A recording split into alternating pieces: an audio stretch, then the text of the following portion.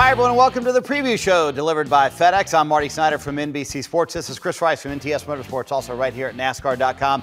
Hey, wait a minute. Jimmie Johnson stole a win from the Chasers at Texas. How'd that happen, Chris? Who is Jimmie Johnson? But how does he steal a win? But hey, he's still Jimmie Johnson. You have said it. You kick a man when he's down, okay? So we put a man down because the 2 car was getting ready to win, and that might have hurt the 24. So, you know, maybe a little strategy. Jimmie Johnson winning, kicking the Penske organization out from winning.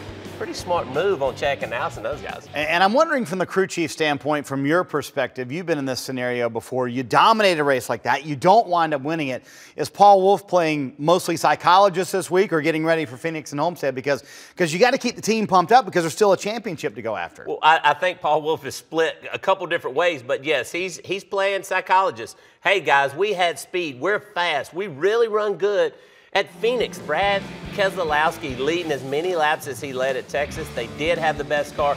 Him spinning the rear tires maybe hurt him just a little bit, but he's got to be the guy to say, let's go, guys. We've got to win this thing. Got to get those guys fired up to go to Phoenix this weekend. Also, who needs to get fired up is Joey Logano, his teammate. Obviously, a rough race at Texas for them, out early in the race after they blew the left rear tire. I'm curious, though. Phoenix for the 22 team is not one of their best tracks. It's not a bad track for them, but it's not one of their best tracks. They're a top 5 car there. So that begs the question, in a must-win scenario, can they go and beat Kevin Harvick straight up, or Kyle Busch, or his teammate Brad Keselowski? Can they go win this race this weekend? They can win it, but it's going to be awful tough because you got Kevin Harvick, you got Kurt Busch, you got Brad Keselowski, you got Kyle Busch. Don't forget about him.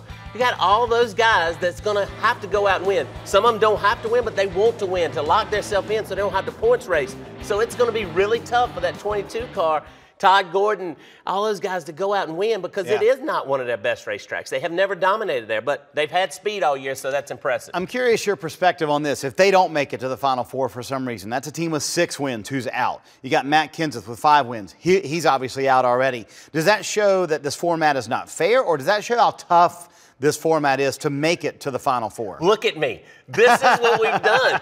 NASCAR has created Game 7 moments, and that's what we want, Game 7 moments. It is exciting. This format is great. No matter how many races you win up to it, you could make it to the Super Bowl, perfect record, hint, hint, New England Patriots, and still lose the Super Bowl. So it's just great racing. I love it. I don't remember this being the scenario last year, but we've touched on the must-win guys. You've got Kurt Busch, Brad Keselowski, and Joey Logano, who need to win to make it to Homestead if they're going to be in the Final Four. That's their only shot to get there. So I guess from you, what kind of tension does that create in the garage area?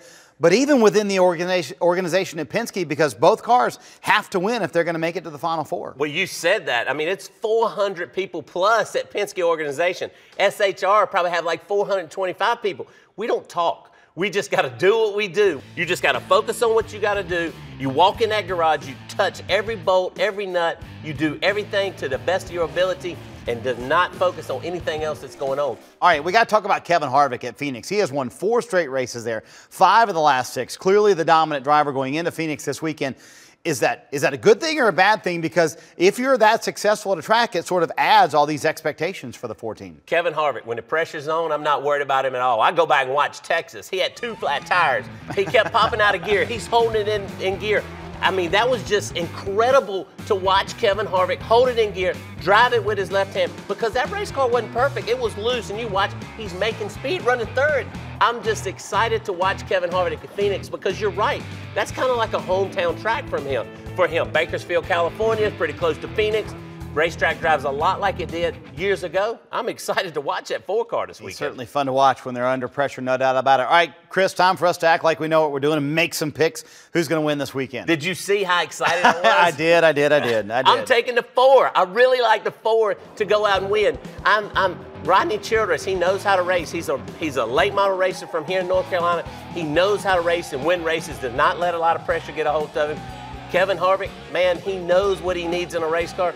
The 4-car is going to be dominant this weekend. I'm going to go with a surprise pick. I'm going to go with Joey Logano this weekend. I mean, here's why I go with him. They have a model on the 22 team. We look out the windshield, not the rearview mirror.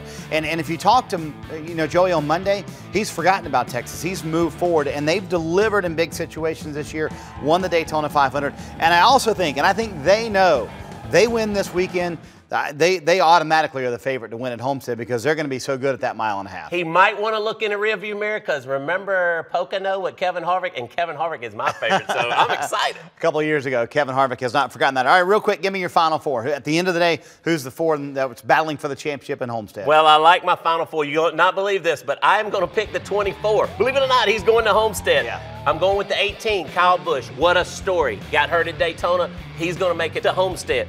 Kevin Harvick is my next one, and my surprise is the 78 of Martin Truex. Those guys are going to do it. Only thing that worries me about the 78 team, they're currently in the top four, is their pit crew. They've struggled the last few weeks. They've hung in, so I really like them. Pick those guys. And Phoenix is not a great track for him. Anyway, but they could make it. All right, I'm going to go with the same Final Four. I'm going to go with Jeff Gordon, Kyle Busch, Kevin Harvick. But my other one, Joey Logano, who I just picked to win the race, and I think he's going to be the championship favorite. We'll see how smart we are, right? We'll see how close we are, but I still like the 78. Thank you. All right, make sure you keep it right here on NASCAR.com all weekend long. It's going to be a busy week. We'll have in-car audio, live leaderboards, and, of course, that Final Four chase grid. You'll know who's battling for the championship next week at Homestead. Hard to believe, one more show to go. That's it. We'll be here next week. We'll preview the Homestead race and the championship event. It's going to be a lot of fun. Enjoy the Phoenix race weekend, everybody.